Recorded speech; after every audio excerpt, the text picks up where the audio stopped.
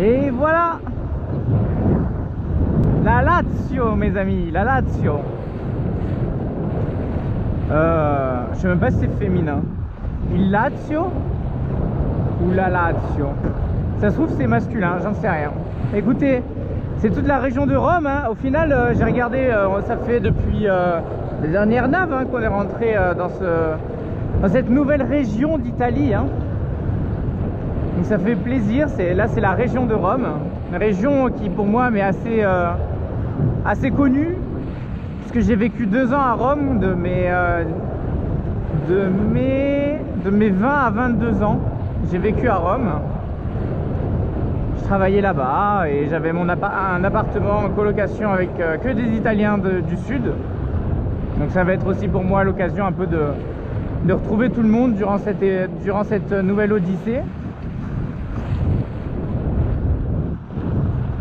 Et puis voilà, bon, Saori est reparti, nickel, hein. Le moteur s'est lancé. Et puis en plus de ça, on a du vent, donc on a pu mettre les voiles, donc c'est que du bonheur. On fait trace directe vers le port donc de Ostia.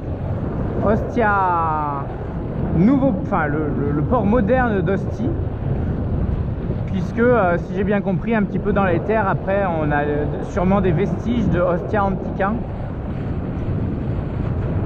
Mais je sais pas, il faut que je comprenne, parce que peut-être le niveau de l'eau a changé depuis l'époque ou quoi, mais ça me paraît vachement dans les terres pour un port un énorme port de commerce, etc. Donc on va aller se renseigner, on va aller découvrir tout ça. Et puis bon, moi je vais me poser quelques jours à Rome pour pouvoir prendre l'avion et rentrer en France. Et parce que j'ai un client qui m'attend. Donc voilà, contraint de prendre de l'avion, puisque de toute façon il y en a pour 15 heures de train. En plus de ça, les rails il y a eu un éboulement sur les rails au niveau de Vintimille, tout ça, comme souvent il y a des perturbations sur cette ligne. Il y a 15 changements et ça coûte les yeux de la tête. Donc on va devoir y aller en avion. En plus de ça, bon, pour le coup hein, je serai là-bas assez rapidement. Et puis voilà, je vais faire la rencontre encore d'un nouveau client. À chaque fois, c'est toujours en plus d'être un rendez-vous professionnel, c'est aussi une rencontre humaine à chaque fois. Hein. C'est des gens qui me suivent, qui apprécient ce que je fais, qui me connaissent déjà un petit peu, etc. Donc il y a déjà, pour moi, c'est très, très pratique, hein, parce que je n'ai pas à devoir convaincre, à devoir me battre avec de la compétition, etc. Même s'il n'y a pas vraiment beaucoup de monde qui fait ce que je fais. Donc c'est ça qui est aussi très agréable, c'est qu'on peut directement rentrer dans le vif du sujet dès la première minute et échanger un petit peu la première dizaine de minutes cordialement comme ça, et puis après très vite pouvoir rentrer dans le vif du sujet et très vite être efficace. Donc c'est ça qui est agréable aussi avec ce que je propose, c'est que ça reste quand même des timelines, enfin des heures. Au final il n'y a pas beaucoup d'heures en tout, hein. Et c'est vrai que ça reste quand même vachement concis. Et pour les clients par contre c'est très demandeur, hein, niveau attention, niveau ci, etc. Là on va parler de briefing, on va parler de responsabilité de chef de bord, on va faire ça avec tout le monde, avec la femme, les enfants, etc. Donc souvent je vais leur demander de prendre des notes, etc. Parce que moi forcément j'ai beaucoup à vous partager, j'ai beaucoup d'expérience à donner. Et forcément quand on part du début, on a tellement de sujets à aborder que ça en devient très vite compliqué, etc. Bon, évidemment juste de pédagogie au maximum pour prendre les choses pas à pas, calmement, etc. Et comme je le dis souvent, l'idée pour moi c'est justement d'éclaircir un petit peu toutes les zones d'ombre du début, vous mettre un peu sur la piste de tous les chemins sur lesquels il faut travailler, que ce soit au niveau du chef de bord, que ce soit au niveau de la mécanique, que ce soit au niveau des premiers soins, que ce soit au niveau de la navigation, des manœuvres, de la sécurité, voilà, il y a énormément de sujets, de l'avitaillement, justement de la gestion, de la sécurité et de la vie à bord. Voilà, c'est des sujets comme ça, il y en a des milliers, donc c'est pour ça que c'est intéressant la voile, c'est pour ça que c'est passionnant et que humainement en plus quand vous êtes à plusieurs c'est vachement enrichissant, hein. Ça développe un bon marin. C'est quelqu'un que forcément de fait, si c'est un bon marin, c'est de fait quelqu'un qui est quand même un bon gars, quoi, on va dire. On va dire ça comme ça. Et donc voilà, donc ça me fait plaisir encore de voir que l'idée de base de créer cette entreprise était bonne, puisque régulièrement j'ai des demandes de personnes. Elles sont toutes, en plus de ça, elles sont toutes conscientes, elles sont toutes, j'ai pas vraiment des personnes qui sont en train de tout court-circuiter et qui se disent au dernier moment j'ai besoin d'aide, parce que ça c'est pas forcément la meilleure chose, puisque si quelqu'un a tout court-circuité, il faut d'abord qu'il commence par des cours de voile, etc., etc. Moi c'est pas ce que je propose. Moi ce que je propose, c'est de l'accompagnement à partir du moment où vous voulez acheter votre bateau, à partir du moment où vous venez de l'acheter ou que vous voulez acheter. Si possible, d'expérience, essayez de me contacter avant de l'acheter, parce que au final si vous me contactez juste après l'avoir acheté, bah, il va y avoir peut-être des choses qu'on aurait pu au préalable vachement anticiper, et du coup vous allez vous retrouver avec peut-être des frais qu'on n'aurait pas fait si on s'était contacté avant et qu'on avait pu peut-être choisir un autre bateau, etc., etc. Pareil, si vous avez peu de disponibilité, ça m'est déjà arrivé d'aller visiter des bateaux pour des gens, et du coup d'aller dans des grands ports, etc., où il y a beaucoup de bateaux, ou en tout cas là où les bateaux nous intéressaient. Je peux me déplacer et aller directement visiter 1, 2, 3, plusieurs bateaux, et dès que j'en ai un ou deux, allez, qui sont vraiment très très bien, bah là je peux vous appeler. Ça peut valoir le coup de poser une journée de travail et de descendre uniquement pour ça, quitte même à carrément peut-être signer un compromis de vente à ce moment-là si vraiment tout est bon.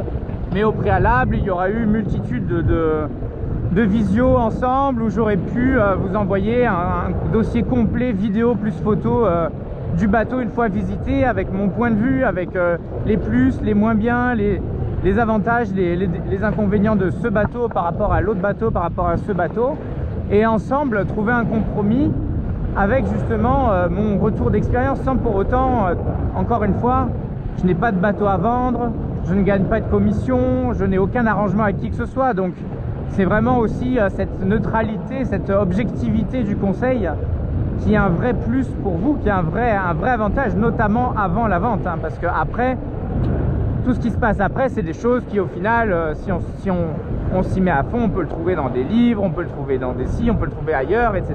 Donc c'est des choses, c'est de la théorie. Donc la théorie, ça s'invente, c'est pas moi qui l'ai inventé, je l'ai bien trouvé quelque part. Donc pareil, vous pouvez aller au Glénan, etc. Il y a plein d'autres manières de s'informer, etc.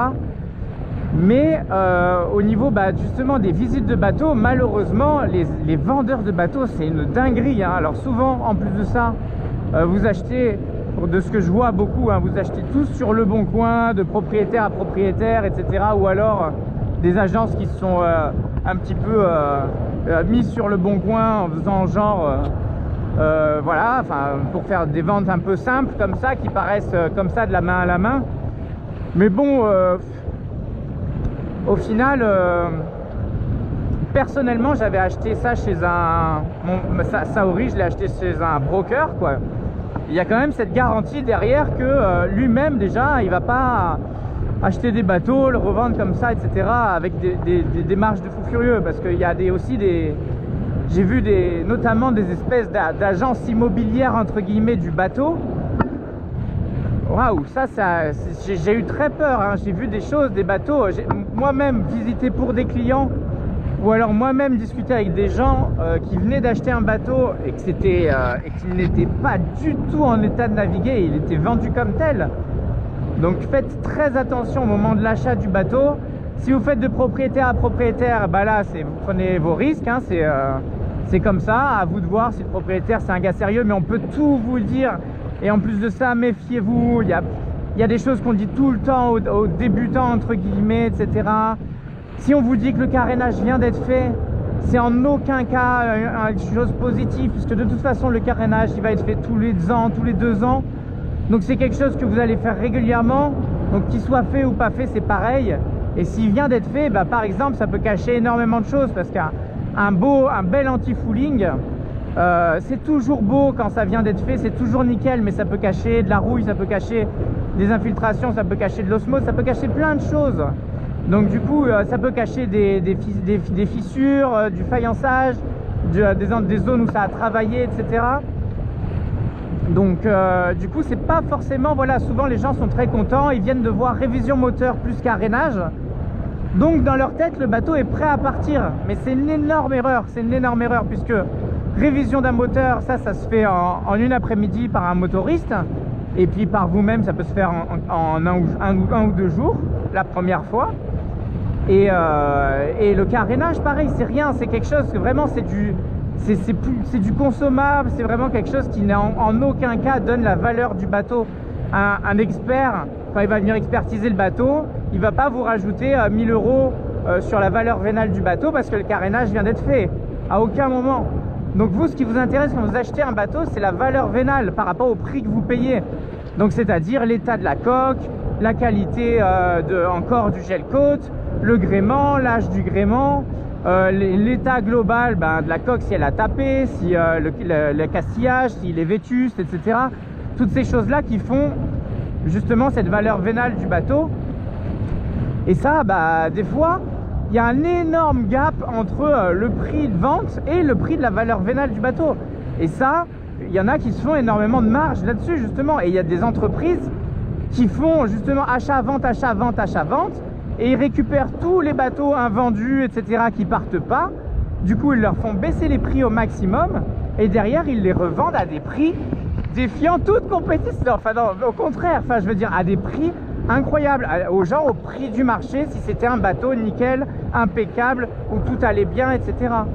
Et c'est des bateaux, le moteur, il tourne pas, toutes les courroies, etc., les coudes, les trucs, tout est naze, l'échangeur il est foutu, il a jamais été fait depuis le début du bateau, la coque elle est tapée de partout, il y a des trucs pétés, etc. Donc, et pourtant on va vous vendre, ah oui non mais c'est un bateau de 34 pieds, truc à 60 000 €.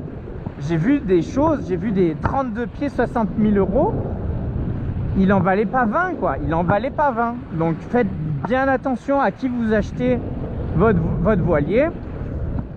Moi je vous conseille quand même de partir de tout ce qui est broker, pas assermenté, mais en gros des gars qui ont vraiment une pignon sur rue avec et qui ne s'occupent que justement d'acheter et tout. Et là eux ils vont se prendre une marge pour vivre, c'est normal, mais en tout cas bon, c'est dans la norme des choses en tout cas, c'est à dire qu'ils vont pas se faire un x5 sur vous quoi. Après, il va y avoir les sites internet officiels, genre, comment ça s'appelle déjà? Achat, j'oublie toujours, achat voilier, ou je ne sais plus, enfin, des sites un petit peu officiels. Après, vous allez avoir de particulier à particulier Le Bon Coin. Et encore en dessous, vous avez ces espèces de agences immobilières de bateaux, là où avec vitrine, où vous voyez tous les bateaux d'occasion, etc. Avant ça, vous fuyez. Écoutez-moi bien, vous fuyez, voilà. Ça vous fera déjà gagner du temps si vous ne voulez pas me contacter au préalable. Ça vous fera gagner énormément de pognon parce qu'après, vous allez acheter un bateau donc cher. Vous allez vous rendre compte une fois en mer trop tard ou par vous-même si vous êtes consciencieux ou si vous êtes encore plus consciencieux par du coup l'expert ou par de toute façon l'expert devra passer pour l'assurer ou même par un gars qui s'y connaît, un gars d'un chantier ou quoi. Et là, vous allez détailler tout ce qu'il y a à faire sur le bateau et vous allez vous rendre compte qu'il y en a pour le prix du bateau. Enfin, il y en a pour encore un gros billet. Et là, vous allez vraiment commencer à détester, pas commencer par très mal commencer votre plaisir en mer, quoi. Vraiment. Et ça, c'est d'expérience et l'ayant vu, des gens qui, du coup, commencent par s'être fait arnaquer, commencent à partir en mer, soit avec des avaries directement, soit à devoir payer encore la moitié du prix du bateau pour pouvoir partir en mer en toute sécurité. Et du coup ça commence très mal, l'ambiance on est déjà hors budget, etc. C'est pas du tout l'ambiance qu'il faut avoir quoi. Alors que bon, que ce soit moi, que ce soit autrement, hein, il y a plein d'autres manières de commencer déjà par à déjà faire vos cours de voile. Une fois que vous avez l'expérience pour pouvoir louer un bateau tout seul parce que vous avez un niveau 4, un truc comme ça, bah là vous pouvez louer les bateaux qui vous font un peu envie, etc. pour les tester et voir un petit peu la différence entre l'un, l'autre, voir les états, etc. des bateaux. Et comme ça, quand vous allez acheter votre bateau, vous verrez bien que ah bah tiens, ça c'est pas pareil, ah bah tiens, ça c'est en moins bon état, ah ça sur mon bateau, c'était sur l'autre bateau que j'avais loué, c'était moins bien, là c'est mieux, là c'est ci, là c'est ça. Donc ça c'est déjà une des meilleures choses à faire, hein. Après bah sinon bah voilà, me contacter pour qu'ensemble on puisse déjà trouver le bateau, la taille la plus adaptée, etc. Ne pas partir sur des bateaux non plus trop volumineux alors que vous voulez que vivre à deux dedans, même si vous voulez amener du monde, etc. On n'est pas obligé de partir sur 36 pieds, 38 pieds, etc. directement sur un premier bateau. Je pense que c'est vraiment pas une bonne idée. Même un 34,5 pour être monté dessus, là, pour en avoir visité quelques-uns. Bon, bah pour quelqu'un d'expérimenté, il n'y a pas de souci. Pour quelqu'un qui découvre la mer, bah c'est pas simple. Si le bateau il commence à partir en crabe, ça va être très compliqué à reprendre en main, ou même si vous ratez votre manœuvre, etc., à récupérer, retenir le bateau, etc., avec vos amarres et tout. Pas forcément simple. Donc réfléchissez aussi à ça. Tout ça, moi, on peut passer des heures en visio ensemble à justement discuter au préalable, faire un espèce de plan où on va justement parler de votre budget, prendre une marge sur votre budget pour l'entretien, etc., etc., et ne pas tout claquer dans le bateau d'un coup, et justement essayer de trouver le truc le plus adapté. Parler aussi des places de port, parce que ça c'est aussi quelque chose de très compliqué, etc., etc. Je regarde combien il me reste de batterie. Il reste 30%, c'est magnifique. Bon bah écoutez, on continue, non?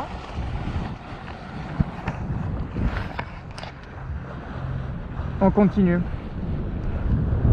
Voilà, bah écoutez, c'est donc pour cette raison justement que là je vais partir de Rome pour quelques jours. Et après on revient à Rome. Et du coup on continuera notre direction vers le sud, sachant qu'on va devoir passer plus ou moins vite toute la région de Rome au sud de Naples, au sud de Capri, puisque c'est la région la plus chère d'Italie, et que malheureusement, malgré qu'on soit passé juillet-août, bah, ils sont encore en hors-saison évidemment. Donc c'est une zone que bah, peut-être qu'on prendra plaisir à y retourner en hiver, peut-être si c'est bien. Forcément je vais devoir m'arrêter à droite à gauche, mais je pourrais pas faire des longues pauses. Donc on verra un petit peu, c'est la météo aussi qui décidera, vous savez c'est toujours pareil. Donc déjà on va déjà changer la batterie de Saori, voir si tout fonctionne par la suite, etc. Je vais faire le check à un électricien, je vais essayer de lui demander de comprendre si vraiment ma grande question c'est est-ce que ma batterie moteur est vraiment complètement isolée du reste ou pas de la servitude, puisque maintenant que sur la servitude j'ai le chargeur le convertisseur 12-220, j'ai pas envie que par je ne sais quel biais ça puisse pomper sur la batterie moteur.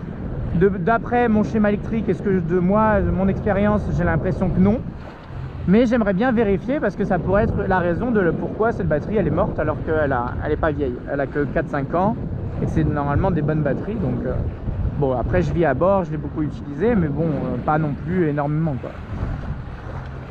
Enfin voilà, je l'ai pas maltraité. Voilà, que dire d'autre? Et puis après par la suite on verra toute la suite avec de Agropoli, Tropea et jusqu'à Reggio di Calabria, etc. Il y a toute cette zone là qui va être vraiment très très très appréciable aussi. Et là on va prendre beaucoup plus le temps, vous allez voir, on va ralentir un petit peu, on va lever le pied. Ce sera plus qu'à la voile, j'en ai marre de mettre le moteur en Méditerranée, c'est insupportable. Donc quitte à ce qu'on attende des fois 3 semaines pour avoir la bonne fenêtre, mais on attendra. Parce que c'est plus possible. Déjà regardez, je réfléchis encore aujourd'hui j'ai eu ce petit passement au cœur en disant putain, il y a zéro de houle en Atlantique. On avait quand même tout le temps au moins cette houle là, et ça faisait vraiment des naves incroyables, hein, incroyables. Voilà, regardez, bon, je sais pas si vous voyez bien, mais on arrive en Lazio, le relief se réduit un petit peu, et on a ces grands champs complètement cramax par le soleil, un petit peu entre le beige, ouais beige on va dire, beige marron presque, Et c'est très joli, quoi. On voit vraiment qu'on est pas parti de la Toscane, qui était, bon, vu qu'il y a des champs, des vignes, il y a des vignes et des oliviers de partout, alors forcément ça fait très vert, des cyprès, etc. Mais bon, le reste quand même un peu aride, mais c'est vert quand même. C'est quand même, l'ensemble général est très vert. Et là on arrive, voilà, doucement. Le sud de l'Italie, c'est quand même un peu plus plat, on va dire, un peu moins de relief et un peu plus aride, sans pour autant être moins joli, hein. Mais c'est vraiment... on sent qu'on y est, quoi. Et puis moi j'y suis depuis exactement Porto Santo Stefano, parce que l'accent a changé. Je commence à galérer à les comprendre, alors que l'italien, en fait le truc c'est qu'en Italie personne parle italien, donc c'est quand même particulier, hein. On est dans un pays où il n'y a aucun endroit où les gens parlent italien, quoi. C'est fou, l'italien, et que eux-mêmes techniquement apprennent à l'école, ou je ne sais quoi, ou je ne sais comment ça se passe. Mais bon, quand vous allez à l'école, vous apprenez l'italien quoi. Donc il y a bien un italien classique, quoi, on va dire. Et que vous alliez à Milan, que vous alliez à Rome, à Naples, Sicile, j'en parle pas. Vénétie, pareil, j'en parle pas. C'est c'est même pas des patois, c'est vraiment, c'est une autre langue. Enfin oui, des patois, quoi, avec vraiment un dialecte, quoi, avec des mots différents, etc. Un accent, la façon de couper les mots, etc. C'est vraiment complètement différent. C'est comme le français et le corse, quoi. C'est à peu près pareil, quoi. Et voilà. Et puis même Florence, on parlait de Florence, etc., qui est apparemment une ville très traditionnelle, etc. Et donc où serait un italien traditionnel, mais pas du tout. Il coupe, il change complètement les lettres. Tous les C c'est des H, c'est n'importe quoi. Donc encore pire que les autres, je dirais. Donc je sais pas. Et Rome, je dirais que c'est un peu là où ils ont le moins d'accent maintenant. Il faut trouver des Romains à Rome aussi, c'est pas facile, parce qu'à Rome il y a beaucoup de gens de partout de l'Italie qui viennent à Rome pour étudier, pour travailler, etc. Et les Romains de Rome, ils ont quand même un accent, etc. Mais il n'est pas hyper prononcé, quoi. Et après, plus on descend, et moins on comprend, quoi. C'est-à-dire que là, vraiment, ils changent complètement les mots. Ils ont un accent incroyable, et du coup, ça va devenir... je vais arriver dans des zones où je ne comprendrai presque même plus la langue, alors que là, je parle couramment avec n'importe qui, sans souci, quoi. Je peux tenir des conversations et tout en italien, il n'y a pas de problème. Mais là, à partir d'un moment, c'est même pas parler avec eux, c'est que je vais même plus comprendre ce qu'ils me disent. Donc ça va être très drôle. Et puis surtout quand ils répètent, ils répètent avec leur même accent, tout pareil. Et c'est ça qui est drôle aussi, quoi. Mais c'est intéressant, c'est la richesse aussi du pays. Et puis on va apprendre à parler le calabrais, et ça, je peux vous dire qu'il y a du boulot, hein. Il y a du boulot, hein, parce que là il n'y a plus un mot d'italien dans le calabrais, hein. Voilà, écoutez, je voulais vous tenir un peu au courant. Forcément là, vu que j'ai beaucoup couru, les vidéos, etc., c'est des vidéos depuis un petit moment, hein, depuis quand même, ça fait un petit moment qu'on court, etc., et que j'ai quand même envie à chaque fois de vous partager quelque chose, partager un moment, partager une idée, une anecdote, etc. Donc c'est forcément de plus en plus décousu, de plus en plus... pour certains ça va être pas du tout intéressant, pour d'autres au contraire, certaines vont l'être, d'autres moins, etc. Je pense que par la suite, dès que j'aurai un peu le temps de me poser vraiment, hein, parce que là c'est la course encore depuis un... Voilà, mais dès qu'on arrivera dans l'arrière-saison, ça sera un peu tranquille, je serai arrivé enfin vers Agropoli, etc. J'aurai passé Naples et tout. À partir de ce moment-là, on va avoir plus le temps, on va pouvoir reprendre un petit peu plus de choses. Voilà, il y a des sujets que j'ai envie d'aborder avec vous et tout, mais là je peux pas. Là, c'est vraiment, comprenez que c'est toujours pour moi la priorité au bateau, à la sécurité, aux navigations, etc. J'essaye au maximum de vous partager des choses pour pas que vous ratiez un peu le parcours, quoi, pour qu'il y ait quand même cette continuité. Mais forcément, les moments de rush sont un petit peu plus discontinus. Et les moments un peu plus calmes, là, on va pouvoir aborder des sujets un peu plus en profondeur. On va pouvoir reprendre un peu certaines choses, etc. Et il y a plein de sujets comme ça que j'aimerais aborder avec vous. Et pour l'instant, on n'a pas le temps, voire même d'autres activités, d'autres choses, etc. On verra. Mais pour l'instant, on profite. Voilà, regardez, il fait encore magnifique. La saison est encore parfaite. Pour continuer, le temps est doux, la Méditerranée est encore calme, on sait qu'après elle va être très changeante, on va avoir les tempêtes de fin d'été, etc. Donc pour l'instant on profite encore pendant qu'il y a des belles journées. Et par la suite, on aura des journées un peu plus calmes. Et là, on aura le temps, comme je vous dis, d'approfondir certains sujets. D'ailleurs, s'il y en a dont vous voulez qu'ils soient évoqués sur la chaîne, que vous trouvez qu'il manque, bah, n'hésitez pas à mettre dans les commentaires, peut-être juste à me dire, par exemple, bah, ce serait bien qu'on reparle de ça, qu'on parle de ça, aborder tel ou tel sujet de telle ou telle manière, etc. S'il y a des choses qu'on a déjà abordées, mais vous le voulez sous un autre angle ou plus avec plus détaillé ou etc. Il n'y a pas de souci, on peut, voilà, ça peut me donner des idées.